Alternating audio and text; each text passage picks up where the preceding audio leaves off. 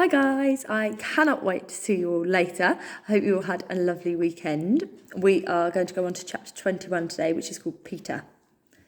Beating his strong grey wings swiftly up and down, G.I. Joe soon left Henri behind, carefully crossing the wheat field below, with the eagle protectively circling the night air nearby.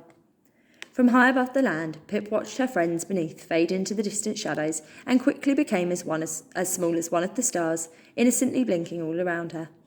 She looked up and marvelled, unable to fathom how many there could be or how much of the world they could see. "Do you see it?" she said, staring into the gloom below, searching for Peter's track along the road. "Not yet," G.I. Joe said, charging towards the North Star glinting in the darkness ahead. "Do you?" "No," she said, feeling a knot of worry rising and twist inside her. "Hurry! Fly faster, G.I. It was driving so quickly I don't want to lose it." "You got it." Pip felt the power rush through the pigeon's wings at once. She tightly held on to his neck feathers, feeling the wind yank her whiskers as they burst forward. Gazing downwards, her little eyes desperately scanned the darkness. "There it is!" she cried, spotting a flash of the red rear lights of the truck on the ground below. It was slowing down. "Do you see it? Down there?" "I sure do, little lady," he said. "Now hang on to your whiskers." The pigeon instantly stopped flapping his wings and drew them close to his body. Bowing his head, he dived steeply downwards, dropping through the air like a stone. Gasping in alarm, Pip watched the land zoom closer with every second and tightly scrunched her eyes shut with fright. But just as she was about to let out a scream, G.I. Joe's wings suddenly shot open. As the air caught beneath them, they steadily glided through the night towards a small windmill and a group of old stone barns. 3 soldiers were jumping from the truck and rushing another man on a stretcher through the large doors of one of the barns. Holding the door ajar was a woman wearing a khaki skirt and long green trousers tucked into army boots. Her blonde hair glowed in the dark from the hurricane lamp she held up to her shoulder. As she pulled the door close behind them, her fair, gentle face carried an expression of sorrow. "Hurry, G.I., Pip said. "We have to look inside." The pigeon burst upwards and landed on the roof of the barn, which had collapsed on one side. Clambering down from his back, Pip crawled over furry patches of moss growing over the dilapidated roof, and peering through the gaps in the broken tiles, she searched the faces inside. 2 rows of 6 beds dressed with white sheets lined the floor below. Inside each one was a man lying on his back. Some had bandages covering their heads, arms and legs, while others were missing whole limbs, their stumps wrapped with gauze. The blonde woman hurried between the rows of beds with a pair of soldiers who were carrying the stretcher away from the collapsed end of the barn. An older woman tended to the 2 other new arrivals who were hobbling in pain. "I'm going in," Pip said, scampering to a missing tile where the wall of the barn met the roof. "I can't see well enough from here." "Nor can I," G.I. Joe cooed, fascinated by the soldiers below. "Let's go." Slipping through the open gap, they carefully crept unseen along the uppermost part of the barn to the open hayloft, directly above the flurry of people tending to the man on the stretcher below. "Keep your hand there," the blonde woman was telling a soldier. His hands and arms were covered with blood as he pressed down on the injured man's upper leg. "You must keep holding the pressure there or we'll lose him. What happened?" "Shrapnel," the soldier said, lifting his head to look her in the eye. "It's him!" Pip squeaked excitedly. "It's Peter! I knew it was him!" "Shh!" G.I. Joe hushed. "Be quiet, little lady. The humans will go crazy if they see us in the hospital." Pip stared at Peter's kind face. His piercing blue eyes shone through the grit and grime spattered on his cheeks from the earlier battle in the forest. They were not the same as she remembered. It was as if a cloud of upset had cast over them, like a storm was brewing in the distance. "It was a jerry tank," Peter said, gravely watching the injured man's eyes roll into the back of his head. "It nearly finished us off before we managed to take it out." "What's his name?" "Captain Stevens." "Captain Stevens?" the nurse said loudly. "Captain Stevens, can you hear me?" The man was silent. "What's his proper name?" She spoke quickly. "His Christian name?" "It's Harry. Harry Stevens." "Harry," she said firmly, kindly stroking his bloody forehead. "Harry, can you hear me?" The injured man groaned softly. "Harry, I need you to stay awake. Do you understand?" The man didn't utter a word. "What's your name?" she said, urgently looking at the soldier.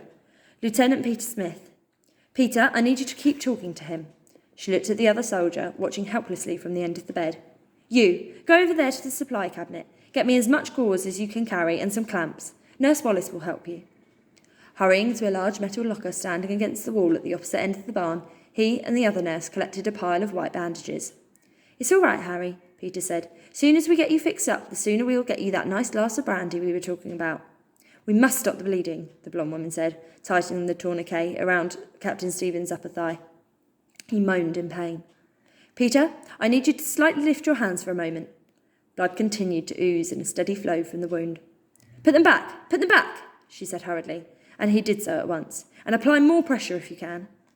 The other soldier returned, and snatching a handful of fresh gauze from him, the blonde nurse pushed it under Peter's fingers. "You, get his leg and lift it to your shoulder. It will stop him losing so much blood." Without a moment's hesitation, the other soldier did as he was told, leaving the collected medical supplies between Captain Stevens' feet.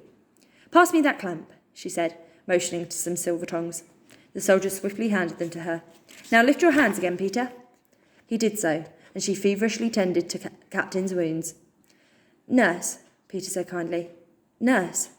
"Wait, I think I've got it. Just hang on. Harry, we're nearly there." Peter slowly lifted his hands and rested one on the blonde woman's shoulder. Flinching with surprise, she followed his gaze and looked into Captain Stevens' pale face, staring lifelessly up at the mouse and the pigeon, peering down from the hayloft above. Pip quietly gasped, feeling the cold silence of death fill the barn. "I'll clean him up now," the blonde woman said softly, with a mournful bow of her head. "You can put his leg down now." As she walked away, the other soldier gently placed Captain Stevens' leg back on the bed. With a sigh, Peter closed his commanding officer's eyelids with his fingers.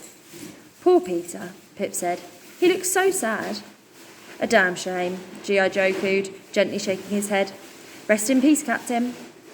Wondering what Captain Stevens had seen, suddenly Peter looked up and locked eyes with Pip, peering from the hayloft above.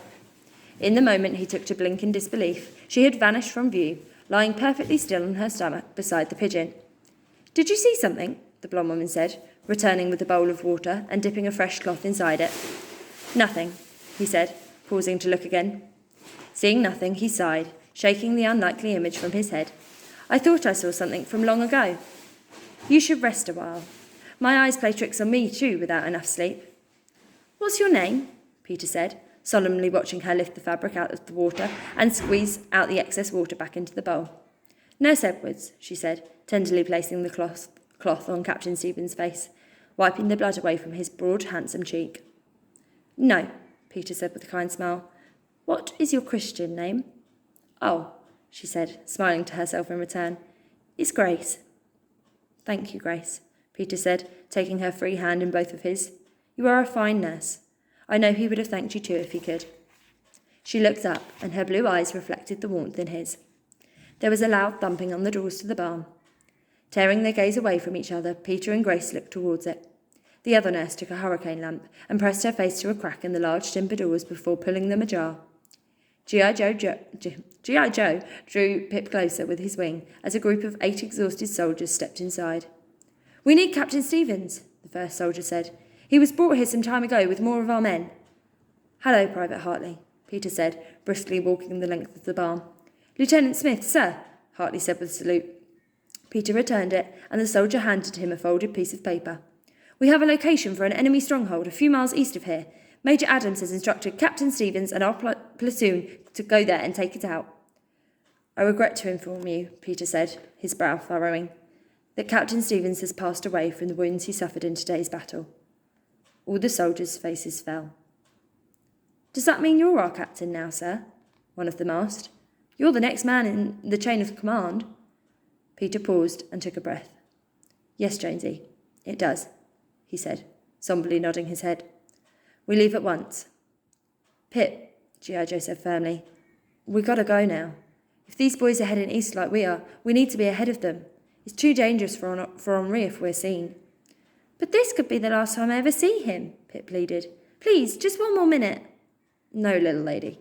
It's time to say your goodbyes. He's got a job to do, and so do we." Pip looked down at Peter, wanting to remember every line on his young face, the blue of his eyes and the darkness of his hair. She wondered if he knew that his parents were gone. Perhaps it was a small mercy if he didn't. Then he'd be saved from the sadness she felt every day. "Come on," G.I. Joe said, nudging her with his beak. "No time to lose." Okay, Pip said, with a knowing flick of her tail. "I'm coming." They hopped back along the uppermost part of the wall of the barn, retracting their steps back to the gap in the roof tiles. Slipping through it and climbing to the back of G.I. Joe's neck once more, Pip gazed downwards for a final glimpse of Peter, picking up his rifle as he led his men out of the barn and into the night. So basically went and saw a poor soldier lose his life.